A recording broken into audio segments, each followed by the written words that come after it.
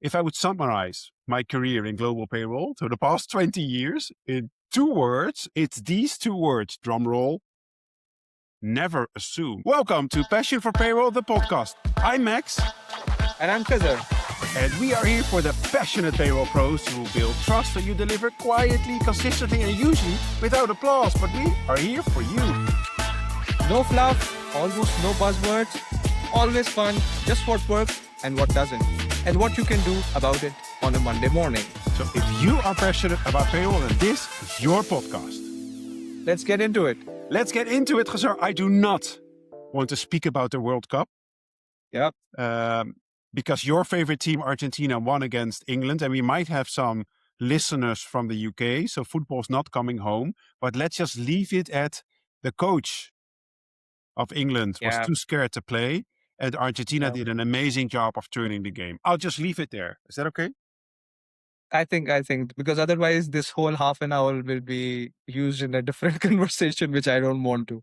And I don't want to scratch the wounds that were created early on in the World Cup. But yeah, I think tactical blunders. Yeah. Plus, I was having a fun conversation.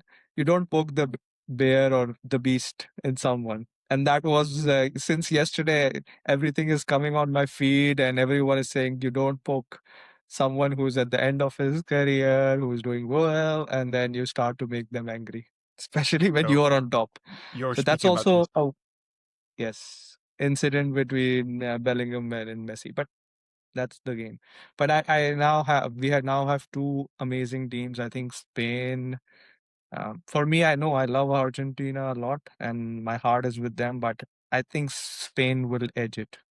I mean, that's what my head says. But Okay, you never know. It's a final. that's the World Cup. By the time this is out, listeners will already know who won. So kudos to the one who won. Hey, let's maybe talk about payroll. Let me share sharing something. So I delivered a micro credential for the National Payroll Institute in Canada. So they are the Canadian Association about global payroll management. It was last week, Wednesday and Thursday, between my 7 p.m. and 10:30 p.m. Fairly intense after a full working day. And then again, last Wednesday and yesterday again. It was an amazing group of 25 people who, well, from the US, a couple, and most of them from Canada, who either wanted to grow into global payroll or were already in global payroll. And they were very engaged, although it was a virtual session over Zoom. You know, it's more difficult to get engagement virtually than if you would do it in person. Because everyone's distracted by Teams messages, Slack messages, and whatever, emails and notifications. But the group was really, really engaging. And I just wanted to share two things with you, of which one is a question. So the first one is, I have thought of something that I call the Max mantra. Wow. Yeah. And that's a new one, right? That's a new one. Yeah, I just came off, my head's like a circus. So I just thought about it on the spot. We were talking about culture. We were talking about compliance, and especially for those who focused on Canadian payroll and then move into European payrolls, Africa payrolls, Asia payrolls. We discussed the famous examples of the church tax in Germany or the religious tax in Singapore, and that there's no income tax withholding, but no wage tax withholding, but there is an assessment. All of that assessment, and also culture. In language, in behavior, in hierarchies. And then I came up with this Max mantra because I found myself saying this a lot. I said, if I would summarize my career in global payroll to the past 20 years in 2 words, it's these 2 words, drum roll, never assume. That was basically the summary. So never assume that if you know one country's payroll, you can replicate the practices to another country. Like if you do payroll in Spain, right? And you've just finished Spain, and you haven't finished Spain, but you finished payroll in Spain. And the last day, someone hands in a sick note. You can't just say, "Oh, we'll retro that the next month." No, right? You need to correct it. Whereas with other payrolls, you can do it. And all of those nuances. And they said, yeah. I was so surprised. I said, you were only surprised because you had wrong expectations. Yeah, exactly. You assumed. Yeah, exactly. Yeah, that's it. You assume. And the same thing happens with culture. Just like, you called me out when we were discussing right before the call, Max, where's your energy? You were a little bit, I was less energetic. And then there's an assumption, okay, normally you're energetic, now you're not, you might feel bad. But I was just thinking, right? And it happens in the smallest of Yeah. moments. I do that to you And- as well. Just like if the British people say interesting, Hmm. it's not really interesting. And this is stereotyping, so not with everyone that will be the case, but and with other cultures, like we're from two completely different cultures, Khazar. Exactly. Yeah. Um, and the way you treat family, for instance, it's different than Mm. in my situation in my country. But also, we're known to be very direct in the Netherlands, to the point where if someone has a new dress and they ask you, "Is it a nice dress?" you probably say, "Well, I would have chosen a different color." Whereas in another country, you might say, "Yes, an excellent dress." Whereas others, you have a meeting, you end with the meeting, you think, "Oh, great, everyone's aligned." But then the chatting starts afterwards, and they get together, and they're like in a week or 2 weeks from the meeting say, "Well, actually, we kind of had a group discussion, and while we agreed in a meeting, we actually don't really agree." So never assume. Yeah. Yeah. But just wanted to ask you, does that resonate with you? Exactly. I mean, and that was a very nice summary. And like, I like the Max's mantra, right? That's a nuance in payroll that everyone assumes. And even I can share my own personal experience that Yeah. when I took over a bigger, let's say, scope than what I used to, initially, I I assumed that certain things would be, especially when I took over Europe, right? And I was, and I won't say I was under the impression that everything is the same, but yeah, you have a tendency if you have had success in your past role or your setups that you have created, that it would also work, right? And that's a normal thing. So it's not that okay, y- you should hold back and you should do a lot of because payroll roles, leadership roles require dynamism. And it's important when you see that things are different from what you assume, you have to change course. You have to upgrade yourself. You have to change that cultural shift or mindset within your head. So I think uh, yes, you can have assumptions, but don't stick to those assumptions, right? We can go back to the football examples. We can go that But okay, maybe go back to if that example you wanted to share. yeah, What was the assumption when you took on that new role that was proven to be yeah. incorrect then? I mean, that let's say very basically that okay, this kind of uh, payroll process or reconciliation would work in this part of the country, right? Like for example, Spain. You said that there are a lot of other countries, not just in Europe, where you have to do all the changes, corrections in the same month, even if someone is late waking up or handing in a sick note or making a correction on the last day or someone needs to get terminated, you are not informed on, so everything needs to be done in the same day. Let's say our payroll pay date was 25th, right? So we had a country where after the 25th, or let's say the standard payroll pay date across the time zone or the region is 25th or 28th. But then there might be a country where you cannot stop someone from getting hired or fired on the last day, right? Oh, yeah, yeah. Even if you have internal controls. So those are the little surprises, like you mentioned, that can pop up. But how you react to them is important, and be open. So don't say that your assumptions and your, let's say, are going to stick everywhere. So that's one of the examples that I can relate to. I mean, very recently in my career. So yeah, Okay. uh, Actually, that and that every sparks another question, Khazar. I wanted to share something else that came out of the course, but I'll do that after this one because you spoke about like payday and hiring date, right? I remember having fierce discussions with my friends or foes from HR. Right, there is a cutoff. Every payroll calendar, as you know, and who's listening has a cutoff, right? And then you have a pay date. What do you do if someone is hired on the 20th of the month and your payroll is on the 25th? And you yeah. already have all the details of that person. Everything's in and blah, blah, blah. Do you then already include them in the payment on the 25th while Mm. you are processing payroll on the 17th, 18th? You don't even know Mm. yet if Yeah. this person has started. So Mm. what's the practice that do you already pay people that haven't started yet, or do you Yeah. forward them to the next pay period? Yeah. I mean, there is no black and white answer in this, especially when you're in a corporate world, when you deal with multiple countries. Like I said, I think one there is is a black and white answer, you think, okay. but you So share first. so for me, mostly it's coming from the business requirement. So if you have someone who needs to join in that moment because there is, let's say, a business convention coming, it's an important deal, especially if it's related to commercial or sales. Yeah, Or when I used to work in an oil and gas company, uh, there were engineers or engineers. explorers. Yeah, Yeah.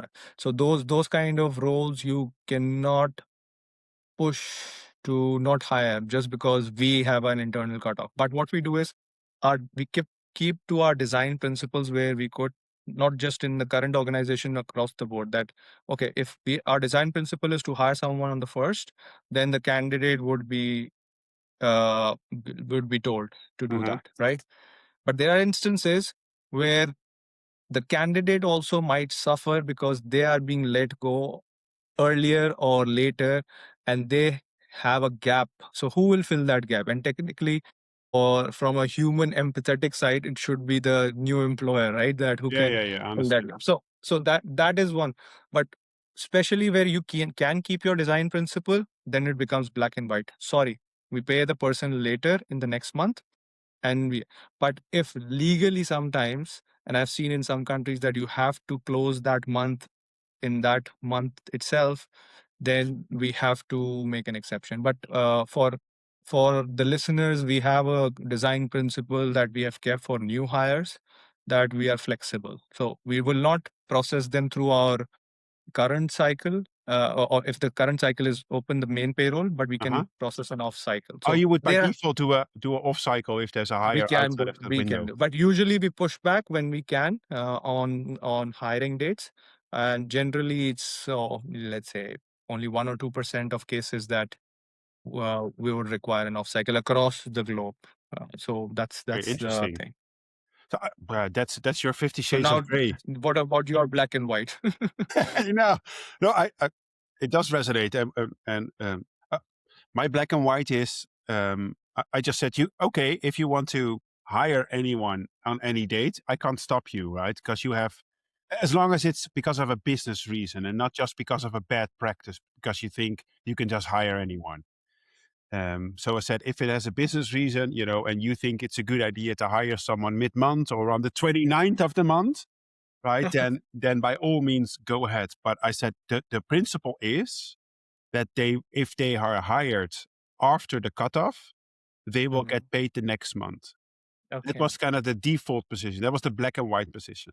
Okay. Then there were exceptions, like to your point saying, And- if in a country it is legally required not only to register someone, but to Mm, also pay someone, because there can be yes.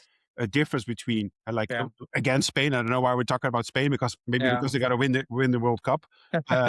But you need to register someone on or before Yeah. the first Yeah. working. It doesn't necessarily mean you need to pay. Yeah. Those two can be separate. But if that's the case, of course, there is an exception. The other exception was if it were people who needed funds to also, Mm, to your earlier point, just to get to work. Right? Because some people exactly. might need, funds True. to commute or to travel. Or Or career migration cases are, so yeah, intra company moves which are coming from one location to the other. So in my experiences, those are quite a lot for the companies that I've worked, not just this current one. So for that, we have design principles which support to process payments, but those are again exceptions. The black and white is what you just said, that someone after coming after the cutoff or any change in yeah, payroll, whether it's not even a joiner or a leaver, but any input that is after cutoff goes to the next yeah. month. Simple. Yeah. And that's why I say, as long as the exception doesn't become the rule, the design principle is black and white. You need to Yeah. start Yeah. somewhere and set the tone. right? But Exactly. I think our background is monthly payrolls, right? But listeners might also think, well, we have Yeah. a, Weekly. but weekly, bi-weekly, Exactly. semi-monthly, 24, 26. That's another dynamic. But I think the principle might still apply because you will always have a cutoff, and there might also Yeah. always be a higher Exactly. date Exactly. Exactly. afterwards. And I love that we're discussing this also in the podcast, because we started this now. This is episode 9. We started this a long, long time ago. I can still remember, but because we wanted it to be practical. And this is not just about being strategic and having a Yes. seat at the table, yada yada yada. This is stuff that actually worried me as a payroll manager and payroll Exactly. specialist. Right? Okay, bringing it Exactly. back to the Canadian micro credential. There was this girl, I might call her because I think she was in her early 20s, in her early career. And she waited until the last end when I kind of reserved 10 to 15 minutes for any remaining open questions aside from Right. the slides. She was a little bit more reserved, and she unmuted herself and asked an almost emotional question, saying, hey, I'm now, in this role where I'm taking on additional countries in other regions like Australia, which is always Wow. difficult Wow. in terms of time zones. I'm also working, with Europe, some European countries, and I sit here in Canada. And I find myself, working from 5 in the morning to 8 in the morning to, 7 at night to 11 at night. And then she asked me the direct question, like, how do I manage that?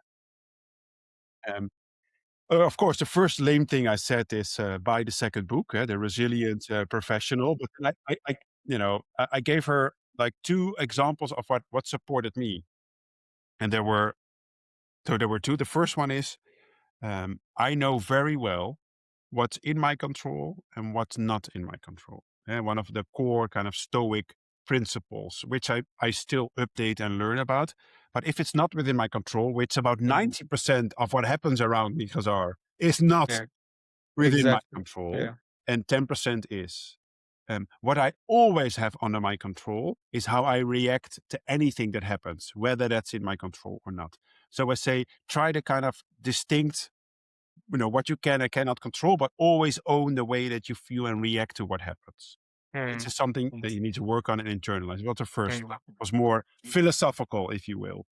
The second one was very practical. And I gave the example of actually working at PwC at the time, a big consultancy Yeah. company Yeah. in Amsterdam, and hot shots. And I was sitting in this cubicle with another associate, a consultant, senior consultant we were at the time, at the far end Mm. of the space we were in. At the start was the partner, and somehow they worked their way back. Like, partner was the first one you passed by. Then there were directors, then there were senior managers, and there Associate were managers, directors. and Yeah. somewhere at the back end there were the people actually doing the work. Yeah. That was me at the time. And I had to commute like 1.5 hour by car, single journey. Mm. And Mm. it was driving me mad. And Mm. and I at some point said, I'm going to leave the office at 4 because Mm. that traffic will already be heavy. So it might take me 2 hours, but then I'll be home at 6. But I was the only one doing that. I was maybe 26, not even. Yeah, 26 maybe. And I had to walk. It felt like walking a mile, walking a mile, Shit. walking a mile, Walk of shame. right? Truly the walk of shame. And I walked, and with every cubicle, I saw heads turning, because are like, Yeah. and then people were shouting, "Oh, you're taking a day off," "Oh, Yeah. you're doing this," and then I still, when I look back, I find myself so brave, and I'm like, "No, I'm going home." "What? You have no more work to do?" I said, "I was here at 6 a.m." I said, Yeah. "It said it's fine. I'm going home.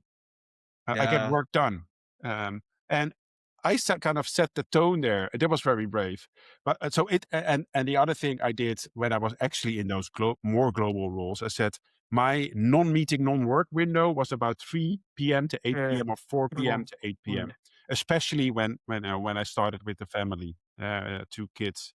I said I want to be there for them to pick up from school, do the groceries. I cook dinner. I'm not a great cook, by the way, but I can make a meal, and then put them to bed, and then I'll work again. And that works, when you're in the European time zone, in Yeah. between like Asia and the US. I said, but you are the only one who can set these boundaries. Yeah. And True. you are the one that should communicate it and explain why. So Mm. that was kind of the second part, but yeah, Thanks. just felt for her. Just felt for her. And I hope that this has helped her. If you're listening, then know that you can always reach out to me. Okay, that was full of stories, Khazar. We also have a poll. We have a Yep. poll, of course. Let me pull up the poll. So, actually, a poll that I did a couple of weeks ago, also on a very payroll practical topic, as you are used to. So, the question was, which of these causes the most payroll errors? Okay, Mm. payroll errors. The voting options were incomplete inputs, manual inputs, own processing errors, or provider processing errors. Well, let me go bottom to top. Of course, we payroll professionals are flawless, Khazar. Yeah. So only 1% with just 2 votes said own processing error. So whoever voted that, thank you for being. Very brave. Very brave. Yeah. Then it was followed by provider processing errors with Of only course. 6% and 9 votes. Then we make a big jump, a big leap to Mm. manual inputs with Yeah. 45%, Wow. 70 votes. Then the biggest one was incomplete inputs with 48% of the votes and 73 votes. Now, Khazar, you're a payroll manager, payroll direct. I think you should be a payroll director, by the way. But anyway, what's in a name? Within your scope, right, and your experience, what is your biggest cause of payroll errors? I think I will not quite disagree with what our community has said. Yeah, at the bottom two or the first ones that you mentioned, I think we need to be, I won't say a bit humble, but be realistic that we are also humans. We can, and that's again, the nature of the payroll specialist, right? We are never wrong. Of course not. You're always right. Yeah, exactly. But yeah, just on that serious note. So I think the top two make quite a lot of sense, and we would also need to see, especially now in the day and age of integration, single source of data, single data entry. Maybe when we do this poll again in the next couple of years or next year, how the numbers would reflect. But still, if there are manual er- manual workaround errors that has quite a substantial number, it means those organizations or people are still not exposed to a lot of integration like we have been, right? So that cuts down a lot of the data entry or data transfer, Yeah, I copy think pasting, and could be right. manual processes, right? And But I think we did we also did a poll and a discussion on the different data sources, or if correct, we we did. yeah. So that also will help in building that case. But again, coming back, data cleansing is the most important thing Mm. for anyone. So sorry to say this, but we have this notion in our work area that shit in, shit out. Ay, ay, ay. Yeah. Rubbish in, So non-compliance out. Yeah, yeah. exactly. So it means that if we are using, if we have incomplete data, errors in employee IDs, employee identification, um, Bank accounts. misleading information, yeah, wrong bank accounts, incomplete numbers. If someone puts a comma instead of Ay, ay, ay, happens. Yes. instead of a Yeah. decimal. I even had Max that someone was using the European format that converted to, let's say, from our part of the world, so the comma converted into Ay, a decimal, which created the amount in a very different not manner. even speaking of lakhs and everything in India, Yeah, which is yeah, completely yeah. different. Yeah, yeah, yeah. So I mean, I've seen, and I remember early on when I was working as a consultant or as a BPO, there was a very big client conversion, and the first live month, I was sitting 9 or 10 in the night with my manager, making the input sheet or the Ay, ay, input ay. upload for the for the client itself, Excel, because Excel. Excel, or even we had, at that time, even like this is like almost 14, 15 years ago, I'm talking about. Yeah, yeah. We even created that module to upload in the system. So we were advanced, but still, people were so used to looking at the sheet and putting numbers, that we created the work for them. That, okay, can you give us the sheet where you're copying from? So we were also providing those kind of services where we went on the client side to input the Yo, data, yeah, yeah. so that we do not have to work too much on the final product, or do the reconciliation again and again. And when I was in that, let's say, phase of my career, the most time, because you deal with multiple payrolls, multiple entities at the same time, and you're the processor, right? Yeah, yeah, yeah.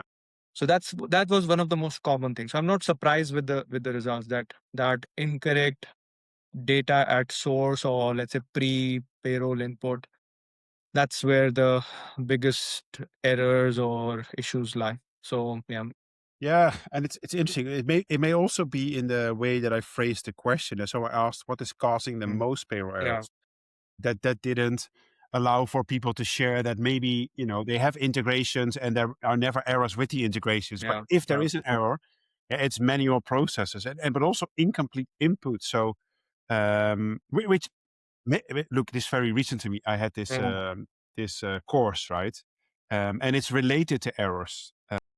I shared my standard KPI framework that I also shared in our Passion for Payroll WhatsApp group. By the way, if anyone who's listening wants to be in a safe community of a WhatsApp group with other global payroll professionals, send Khizar or myself a DM on LinkedIn Secret with your phone society. number.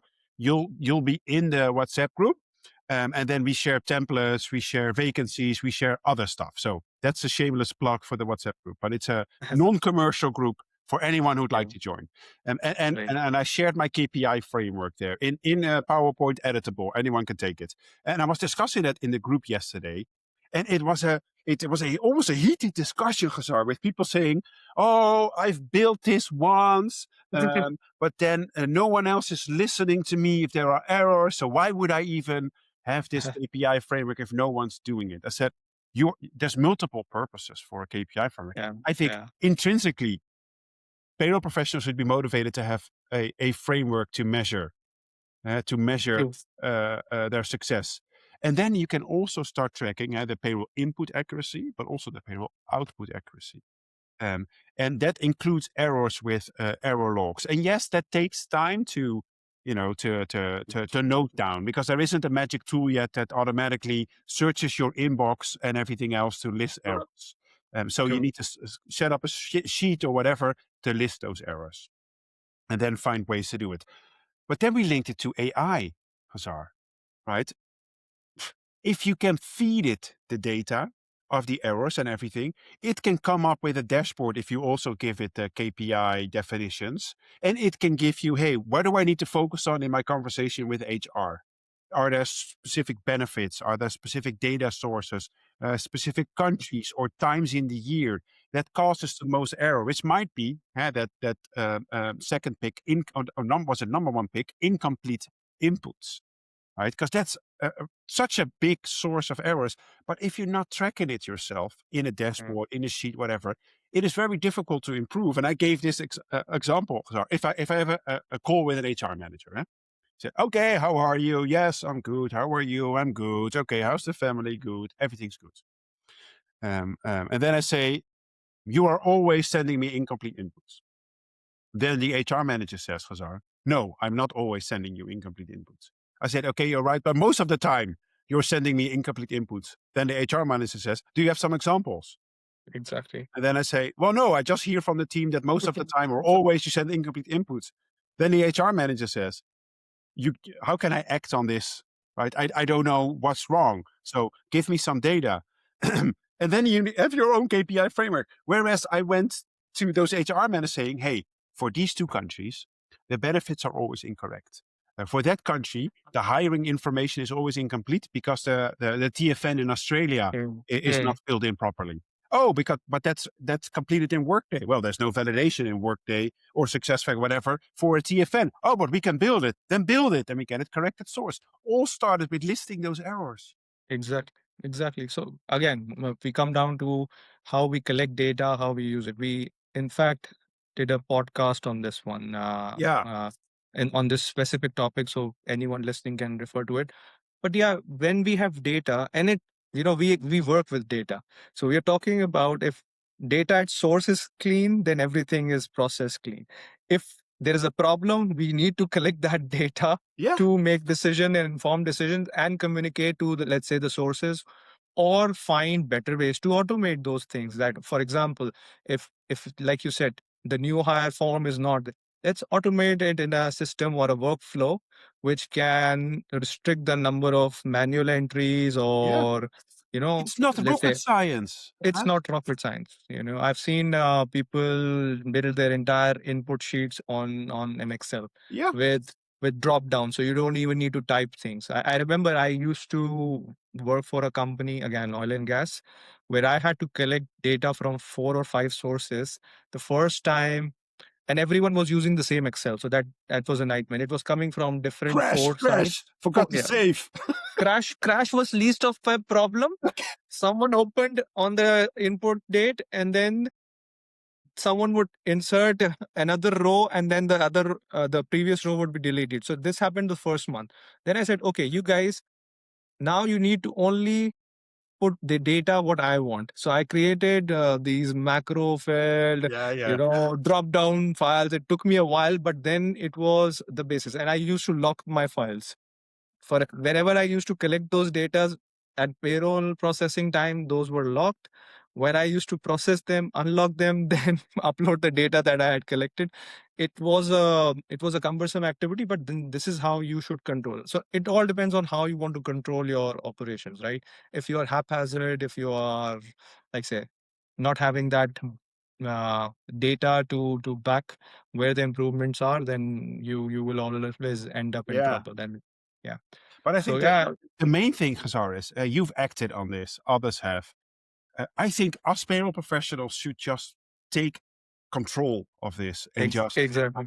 own it and solve it, right? And just be Yeah, motivated to solve yeah, it. yeah.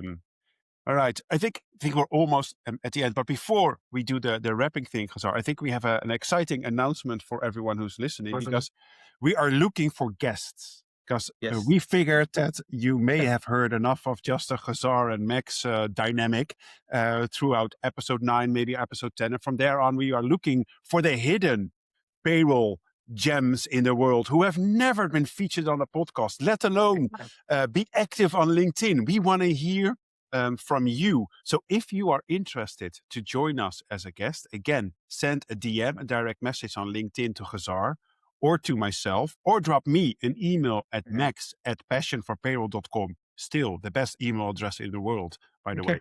And then we can schedule you for a guest, and we will just be conversational. So yeah, that's Perfect. exciting, huh? And that's one of the beauties of this podcast, right? Otherwise, me and Max will end up fighting on football. So we don't want a podcast with Full only one of circle us. now. Full circle. Well done in your orange shirt supporting Argentina. Okay, it's time for me to No, say. beneath my orange one, I wear a blue one. So I No, love you, just but kidding. football-wise, no. The only thing we have in common is Manchester United. All right, that's a wrap on Passion for Payroll, the podcast. If you're passionate about payroll, as we are, follow the show, connect with Max and myself on LinkedIn for more stories, polls, and just real talk. Exactly. Speak to you next time, friends. Bye. Bye-bye. All right.